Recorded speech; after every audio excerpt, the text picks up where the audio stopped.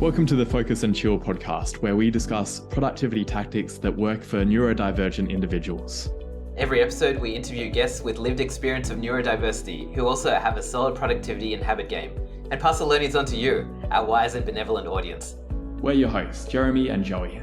I'm Joey, and I coach creatives to get moving on their most ambitious projects through the power of solid habits and strong focus.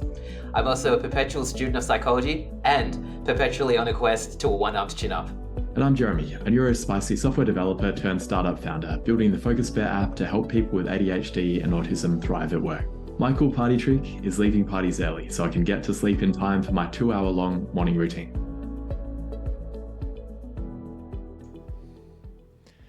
The Focus and Chill podcast is brought to you by Focus Bear, a focus enhancement app for ADHDers.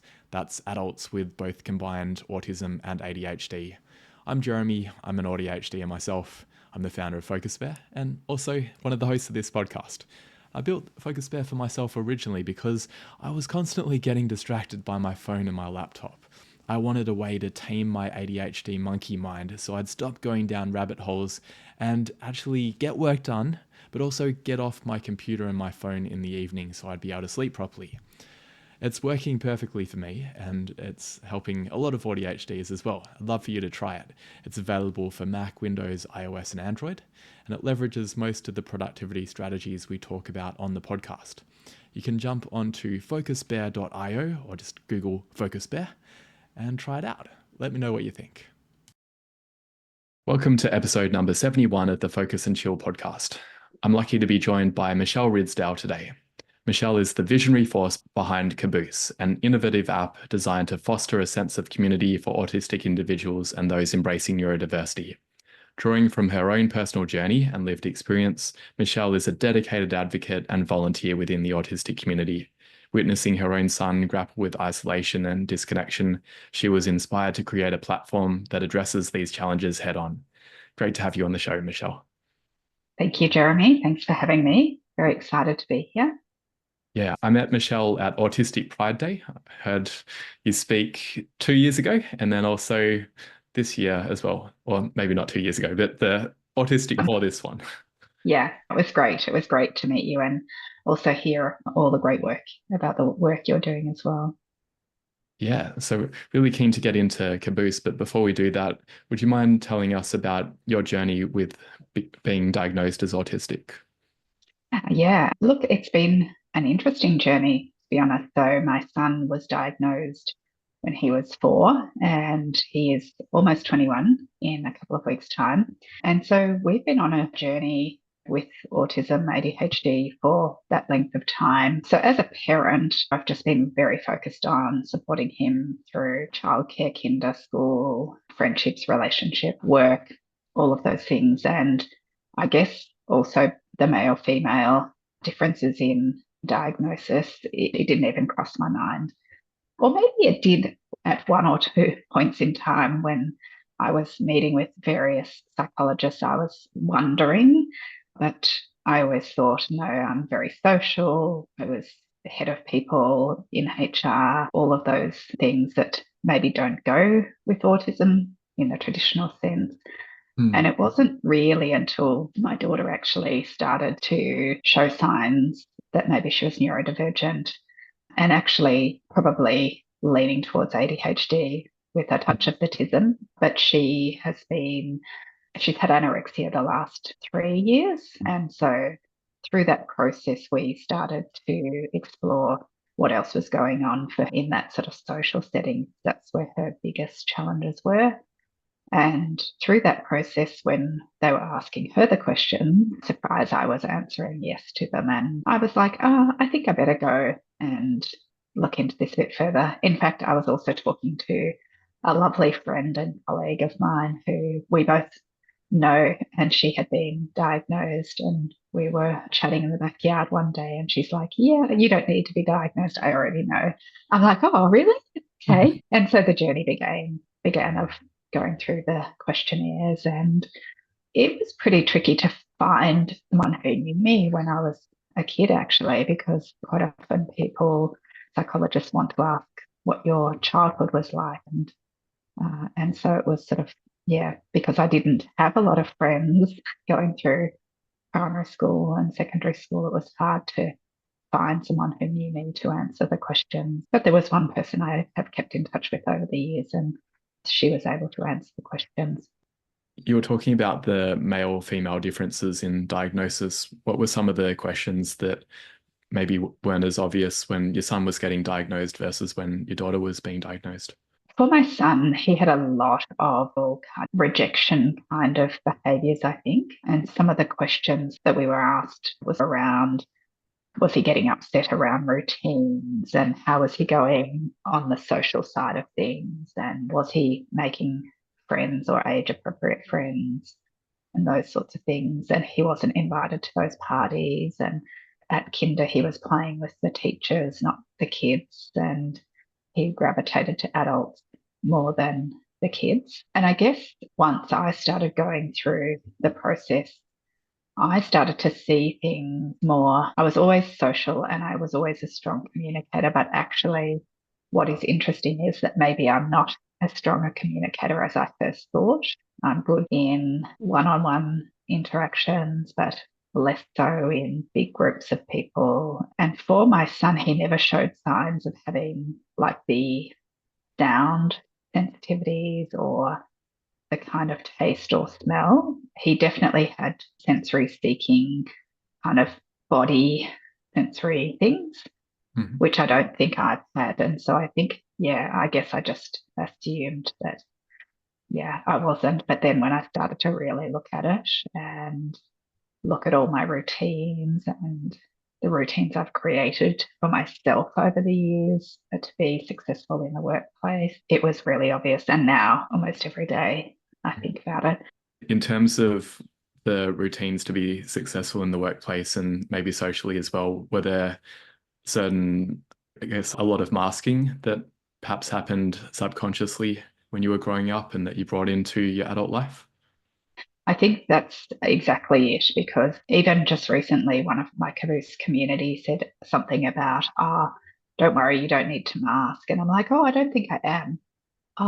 Maybe actually I am. I think that when you're diagnosed much later, you have learned to mask quite heavily all of Mm. your life. And so you know what is acceptable and not acceptable. And so maybe you have brought those practices into your adult life. I think that what happens is when you do become overwhelmed and then there's something happens that triggers you, that's when you maybe the mask is let down and you have some kind of autistic meltdown, whether it's, yeah, the kind of upset, the verbally upset, or just you're so overwhelmed that you can't really speak to anybody. And I think that these days that's probably where I fall. I'm done for the day or the week and I don't feel like talking to anyone. Whereas maybe in the past I would have pushed myself that bit further and kept going with the masking just to satisfy work requirements and social requirements, and particularly social requirements attached to working. All right. That sounds much better, being able to have some time to not be around people after probably an intense start to the week. But Yeah. yeah, I can identify with that because I got formally diagnosed relatively late, and I think there was a lot of internalized ableism for me in thinking I should be able to do this. I should be able to work full time and then go to a meetup on Friday night and still have lots of social energy. And Yes. that's actually really challenging for me, and it's okay if I can't do that. Yeah. I think what we expect of ourselves, you're right, that, well, I should be able to do a TikTok. I should be able to present this on some social channel, even though I don't feel like it today or whatever. I think I have to get on with it. And I think it just creates higher expectations of yourself. And ultimately, you then fall into a bit of a heap at some point. Yeah. What type of changes have come as part of being diagnosed? I really think it's self acceptance, to be honest. And I even bought a book on that just recently because I'm quite interested in looking into that sort of accepting who you are. I think now, instead of trying to push myself to do something, I'm starting to think, well, what could I do that still helps me promote my business, but in an authentic way. So I don't have to be jumping around on the camera and having all that fun because it scares me. It's actually doing it in a more authentic way. And that might be just putting some captions and still showing up, but doing it in a less verbal way, I suppose, because that's where I think the struggle is in it. And the anxiety comes from talking to the camera. Yeah, I can relate to that. Has it allowed you to lean into some strengths that maybe you weren't spending as much time on it in the past? Yeah, absolutely. People would say to me these things like, "Oh, how are you doing all of those things?" And I'd be like, "What do you mean? I'm just doing what I do." And I can do quite a few things at once. I'm pretty good at moving at a fair pace. And I think that's because I have the dual diagnosis of autism and ADHD. And I think whilst sometimes the ADHD is too much, there's too many conversations going on in one's head or with other people. But I do think it allows me to move through tasks pretty quickly. I think because of the autism, the sort of list making, I love lists and I love powering through them. So I can get through quite a lot of stuff. So I do tend to lean into that and go, yeah, that's actually probably why I've been able to do that for so many years. Yeah, it's a really powerful combo. Was it something where in the past you felt that you were leaning more into the ADHD side or more into the autistic side, or has it always been one day it's more of the hyperactivity or the one day more of the wanting to be on your own? I think I've probably leaned into the ADHD for a lot of my life, to be honest. Okay. It's that, yeah, the sort of changing up things regularly and powering through stuff and context switching. Whereas perhaps now that I understand myself and my diagnosis, I'm accepting that I need the time by myself or I need time to just, yeah, not have to go to a social thing if I really don't want to, or record that video if I really don't want to, accepting that that's how it is. I think now that I understand to like my routines and I've realized that when there are surprises that doesn't really go well and I've never really understood like why I would be annoyed if someone changed up the routine and like dropped something on me that I wasn't really expecting, why I would get annoyed at that. So now I understand that I'm more accepting of those things as well. I kind of go, okay, this has happened. Is it reasonable to be upset? Is it just a small change? Can I deal with this in a different way? And so it's that self coaching to really question my response to things. Yeah. And we've spoken about videos, and I mentioned in your bio Kaboose. Can you tell the audience about what Kaboose is and maybe talk about some of the TikTok videos that have done really well recently? Yeah, so Kaboose is a community app for neurodivergent individuals to find friends, mentors, and in future jobs. So we've kicked off the Finding Friends. All our matches are based on shared special interests or hyper focus areas, age, and location. And through that process, we have a number of tribes within Kaboose where people are talking about different topics, whether it's gaming or psychology or mental health or all sorts of different topics, gardening, people who love being outdoors. And then individuals can also chat one-on-one. We've also kicked off our mentoring meetup. Lots of our community are looking for mentoring around specific topics, whether it's navigating neurodiversity or RSD or executive functioning. And for those who are late diagnosed, just understanding what it's like, similar to what we're talking about today. Promoting Kaboose has been, yeah, it's been very organic growing our community. But one of our TikTok videos did go a bit viral and we had over 11,000 new followers as a result. The one video, I think TikTok is an interesting place and it's not something I would love to be there all the time. Sorry, TikTokers who are listening. It's just, I find it quite overwhelming. There's so much going on there, the sounds, the movement, everything is happening on there. So it's a bit overwhelming. But this particular one that went viral was what they call a stitch. And so it was my marketing person in the US had stitched together a short clip of someone talking about stimming and audio stimming. So listening to the same soundtrack over again. to calm down. And she did a bit of a stitch afterwards, like a little sort of video. So it wasn't one of my own ones, which are a little more boring. But yeah, I think people were very curious about stimming and very curious about the songs on repeat and wondering about their own neurodivergence as a result of that. So there was people saving it and forwarding it and reposting it and commenting, which is what led to such a viral video. That's really cool. Can you tell me more about, in terms of with the tribes and the meetups? One thing that I've been trying to do is prioritizing offline, or at least trying to avoid like massive online groups, because I find it very overwhelming for me. Because there's a bunch of subreddits, like ADHD programmers, for example, is a relatively small subreddit, which is people who share the same special interest as me and the same neurotype, but it's still got 100,000 people in it. It's overwhelming for me dealing with it. Is that something that you factored into the design of Kaboose to make it so that you can find your tribe, but also not get overwhelmed by the tribe? Yeah, I think some of those groups, the online groups, are very overwhelming. I've been onto some other competitor apps that shall remain nameless and some Discord servers as well. And I can't really find what I'm looking for on there anyway. I feel like they're all sort of strangers, whereas for Caboose, our tribe's so far fairly small. And whilst we haven't put a cap on them yet, we may well do because we don't really want 100,000 people in one group. We're aiming for authentic friendships and authentic groups so that people feel like they actually know each other when they come to our community. And so at the moment, it's manageable and we've got monitoring and things like that going on so we can monitor the number of people chatting and the number of conversations going through. Some of the younger groups are probably a little more overwhelming because they tend to do one-line messages and lots of them. And so you can get a lot of notifications for one group, which can also be overwhelming for neurodivergent folk too, because when you see that number there, you kind of go, oh, I need to look at the number, get the number down.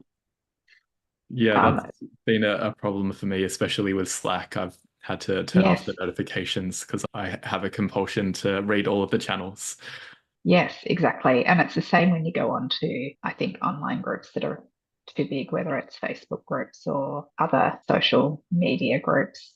The same with Discord. I went on to one just this week to check out what was going on after someone pointed me off to it to look at it. And I was like, oh, I can't work this out. I think I'll just skip out on that one. And I'd prefer to be in groups that there are people talking in there that saying things that are helpful as well.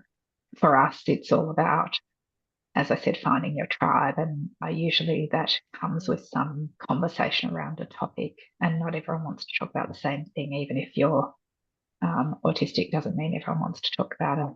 So just trying to make sure we accommodate everyone and their interests. So it's the idea that in terms of finding friends, that would be a one-on-one thing that there's the tribes, but there's also the ability to find someone who has a very close match with your own interests. Exactly, yeah. The original concept was one-on-one, but building software is pretty hard. So we had to start with groups so that we could at least get some interactions happening on the app. And also some people felt it was more awkward to friend somebody that they hadn't been chatting to in a small group first. So sort of replicating the in-person situation where you might be in a small group in a social event and you might get to know someone that way and then chat to them separately. And the same for our online mentor meetups. We'll be capping those at 25 to allow for a proper discussion with a mentor. I think if you have hundreds of people joining, it loses its authenticity. I'd rather run multiple sessions on the same topic and allow more people to join that way than have hundreds online at any one time. Yeah, that sounds good. Are the mentor meetups, are they on Zoom or? Yeah, on Zoom now. Eventually we might be able to host them in Kaboose. That's some way off at this point in time. That sounds great, because that's really what I've been looking for, a way to connect with people in small groups, because I don't deal well with text chat. I really prefer synchronous communication via voice. Yeah. And I like how Yeah. you're thinking about it in terms of capping it so that it doesn't get overwhelming. So I'm going to sign up. I've Great. set up a Well, I few of would love those. to see you there. Yeah, I'll join up this week. Great. Yeah. So when you're not working on Caboose, what do you enjoy doing in your off time? I knew this was one of the questions, and one of the biggest challenges I've had over these last years, over many years actually, is that hyperfocus area is actually whatever I'm doing for work. Hmm. And so that is a challenge because people say, yeah, you're not resting or you're not taking downtime. For me, I love what I do. So sometimes it doesn't feel like work, but I am very conscious of taking a brain break from the screen. So I do like reading, and I'm making much more effort to carve out time at the end of the day to do some reading now as well. Because, yeah, otherwise it's pretty much let's do some research on Kaboose, or let's do some research on socials, or let's write a blog, or and really, sometimes doing work that's what I call thinking work is a break from doing meetings or that sort of Hmm. face to face stuff that we do in our jobs. Hmm. So for me, the downtime can actually be scrolling through my computer or writing a blog or doing something like that. I do like researching topics. I can do that for a while, to be honest. Yeah, I feel similar that work often is very closely aligned with my special interests, and it's a blessing and a curse because I'd be happy to work until 9 o'clock every night, but it Yeah, doesn't seem to result in marital harmony. My wife, no, for some reason, that's feels right. upset if I don't have dinner with her or spend time with Yes, her. yes. I think that's the thing. I used to work when I was by myself and a single parent. I would work all hours, put the kids to bed, and go back and do work. And I Mm. think that is also an interesting sign of my neurodiversity, which I didn't know about at the time. But now I look back, I go, oh, yeah, that's an interesting observation to make. Yeah. What type of books do you like reading? I still tend to err on the side of work related books.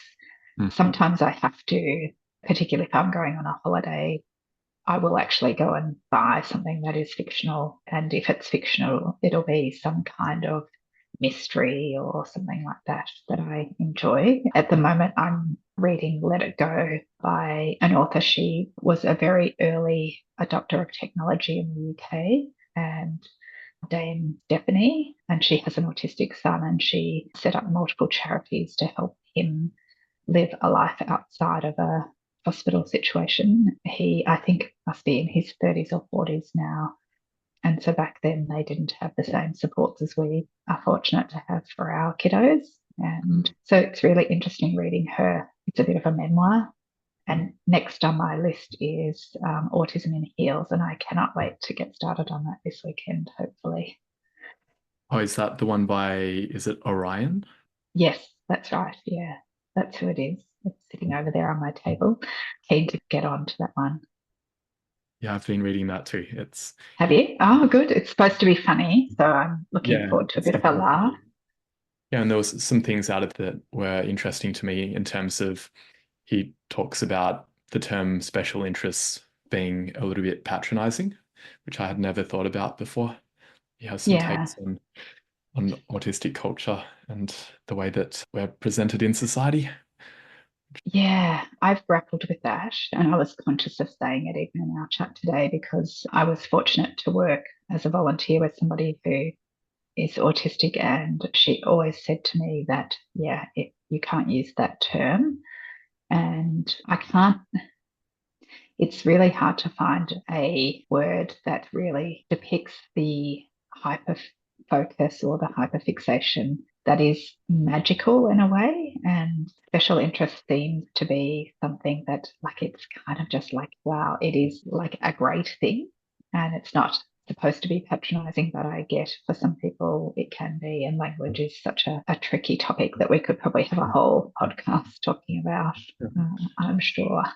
Yeah, I'll be mindful of it as well. I just remembered that because I used the term before, Yeah. so I'll Yeah. avoid Yeah. that myself.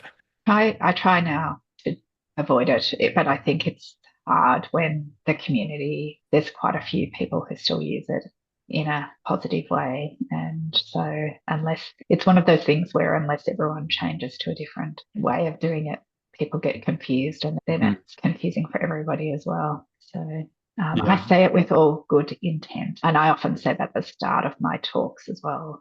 If I'm doing a talk, I sort of say, look, I know language is important and in no way am I intending to offend anyone if I use the wrong word in a presentation. Because sometimes, too, when you've been on a journey for many years, the language has changed over that time too. And so when you get exposed to a certain way of talking about autism, like when Nick was diagnosed not quite 20 years ago, it was very different to now. And sometimes things are sitting there in that deep, dark subconscious brain of ours, and they do pop out when you don't really want them to. Well, hopefully our listeners will take us on good faith. Yes, Well, I hope so. before I get myself into more trouble with using the wrong terminology, I'll change the topic to ask you about your productivity strategies. What do you do to optimize productivity when you're working? I love this topic. Productivity is a favourite thing of mine. I have a few strategies. I have a calendar and I live by my calendar. And if you could see it now on the screen next to the one we're recording on, it's color coded and everything has a color. So Kaboose has the purple because it is the most vibrant thing. But I do some other various other calls and projects. And so I have everyone has a color basically. Both my kids have a color. So I can see at a glance where I need to, which chart I'm going to be working with or going to an appointment with or taking to school or whatever. And my social color is, has a color as well. And as I mentioned earlier, I love a good list. So there's lists in all sorts of places, my notebooks, I have my phone list. And sometimes I find that the context switching, if I haven't got a lot of meetings in a day, that is pretty hard because sometimes I want to go and look at the phone or I want to go check out that post, whatever. And I do have to keep that in check some days. It kind of gets legs of its own. And by the end of the day, I've done nothing. So I really have to, think about just actually trying to follow that schedule basically. In terms of putting your tasks into your calendar as well? Yeah, I tend to do that, especially on days when I don't have a meeting to keep me accountable to the hours. So, if I've got things I want to get done, I try and carve out that time for doing them. And then I stop doing whatever I'm doing to go to the next one. And I think it's enough time. Yeah, that sounds like a good approach. With the various lists, do you have a process of deciding what medium does this task go in? I've got a similar thing with my notebook, which is today's tasks. And then I've got my Trello board, which has 500 tasks on there, and it's more of a dumping ground. And I check it once per week and put things into my notebook if I'm going to work on them. How do you deal with that? I have little notes on my phone that are kind of like Kaboose notes, and maybe there are other ideas. So I always have a page for things like when I'm on the move. And then my notebook is mostly where I keep everything. And once I've done the page, I fold it over. So that's how I manage that.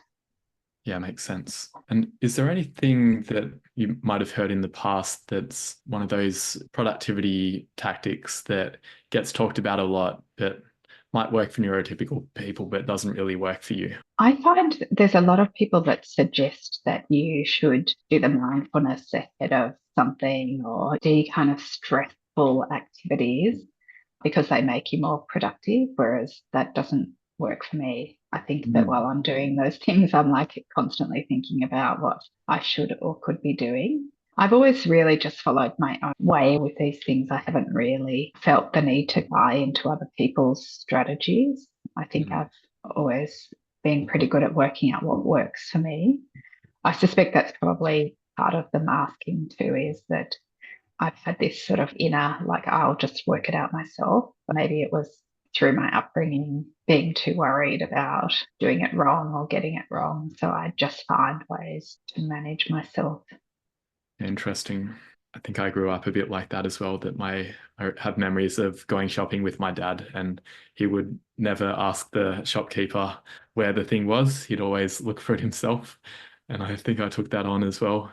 Now Yeah. it's Yeah. something I'm trying to do better at in terms of asking for help at times, but I think there's a lot of value in figuring things out on your own too.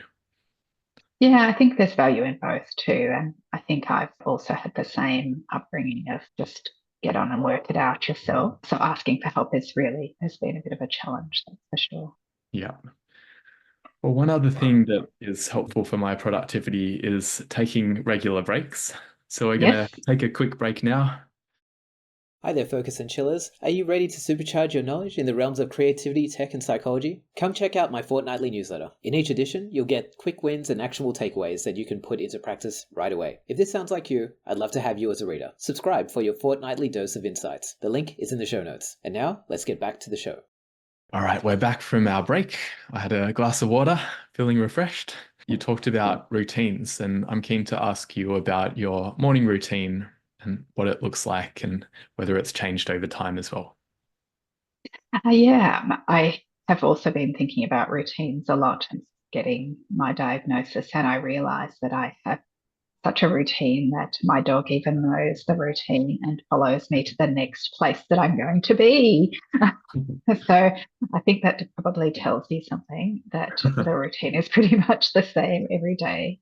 I do get up and I go for a walk every morning around 6, and that has probably changed since we had a dog 5 years. Before that, I would just be getting up and following my normal routine of showering and coffee. There's always a coffee in there. But probably when the kids were smaller, I would always have a very ordered routine for them. Hmm. And so I would actually start my morning routine the night before and everything would be ready to Uh-huh. go so that we could process the morning in an orderly fashion. So now that I think about it since the diagnosis, I would be preparing the night before for the next day and making sure your clothes were ready and food and all of those things were organized. And now, yeah, as I said, we get up and there's the walk the dogs and shower, breakfast, and usually I'm sitting down at my computer by 7:30-ish, unless I have to take Archie to school. And the last 6 months I've been trying to go to PT in the morning. So some of Oh, those yeah. mornings mean instead of sitting down at the computer, I'm doing a PT session. Nice. Yeah. And then And I have a pretty sort of solid routine in the evenings as well. As well. oh yeah. So is it some of those things in terms of preparing the food and clothes and things like that for the following day? Yeah, I'm always thinking about what happens the next day, to be honest, and making sure things are ready for that next day. So I know if I'm going out later this week, I've got to go out one night. So I'll tonight spend some time making some soup so that my daughter has some dinner that night. And so I'm thinking ahead of those things. Every Sunday, I do a menu plan for the week and my grocery list, and it's organized. Yeah, it sounds great. Have you always been like that? Yes, actually, I think I have always been like that. And then when I had kids, when I had Nick, and things were very chaotic in those days, and we were not quite sure what was going on with his diagnosis, I look back then and I realize why I was struggling so much because at the time I just thought I was struggling because it was really tricky being a parent and but actually being neurodivergent, not knowing it and having a neurodivergent young person sent my orderly world into chaos. Oh yeah. Yeah, pretty crazy stuff. Yeah, and you were saying earlier that disruptions to routines are upsetting, so I imagine it difficult. Yeah, it was really difficult. I remember going to see a psychologist at the time because I used to iron everything, like literally iron everything. Now I iron nothing. But back then I was like, how am I going to stay on top of all of this stuff? And look how many clothes these little people wear. how many times I get changed. I get changed and they get changed. So things became a lot more hectic, and I wasn't really prepared, I think, for that. And plus, not understanding my own neurodivergence, it just was like, yeah, it was all a bit overwhelming. Yeah. My wife and I are trying for kids at the moment, and I'm mentally Oh, preparing myself for disruptions to routines in terms of the ADHD mind and the autistic mind. Because for me, it's the autistic mind really loves routines, and the ADHD brain doesn't mind them, but also likes novelty. I remember people saying to me in my, I would have probably been in my maybe like 30s. I remember someone saying to me, everything is so ordered and planned and you're not spontaneous. And I go, well, I am. I'm so organized that I have time to be spontaneous. And I can't Mm. believe that I even said that to someone and they didn't think she is really weird. They probably did think that. I like doing things. I like new things and I like going to new cafes and I like going on walks in the bush and I like a different place. Mm. But I have a day of when I'm going to do that. So I've Mm. actually, it's a weird thing. I think that's where the two brains come into play. I have such an ordered life that I plan for the fun or the difference. But if you surprise it on me when I've already got my schedule, then it might not be a good idea to do Mm. it. Yeah, I really like that idea, the boundary and spontaneity, creating a Yeah. campaign for it. Yeah. Because then you still get to do it, but it's Mm. just on a schedule that you feel comfortable with. Yeah. All right. So as we wind up the podcast, I'll ask if you want to share the link to Caboose and other places for people to find you. I would very much love all of you who are listening to come and join our community. You can find us on the app stores, Apple and Google Play. We have a website, www.kaboose.app, and you can find us on Instagram and Facebook, and of course, TikTok if you're into TikTok. All of the handles are the same. It's Kaboose_app. Kaboose is with a K, not a C. But I'm sure if you type in Kaboose with a C, you'll probably come across us somewhere on one of those channels. The little train that could. Correct. Well, it is Caboose is the last carriage in the train where the crew meet. That's the official definition, and it seems Ah, apt for Caboose to be a carriage where the crew meet. love it. Do you have any final words or asks for the audience? I don't think so, but I'd love for you all to come and join us in one of the groups chatting about your hyperfocus or your interest on Caboose. Wonderful. It's great. It's been great having you on the show. Thanks so much. Thanks, Jeremy. Thanks for tuning in to this episode of the Focus and Chill podcast. To listen to other episodes, jump onto podcast.focusbear.io. If you'd like to be a guest on the show or you know someone who'd be a good fit, email us at team@focusbear.io. Otherwise, stay focused, stay chilled, and peace out.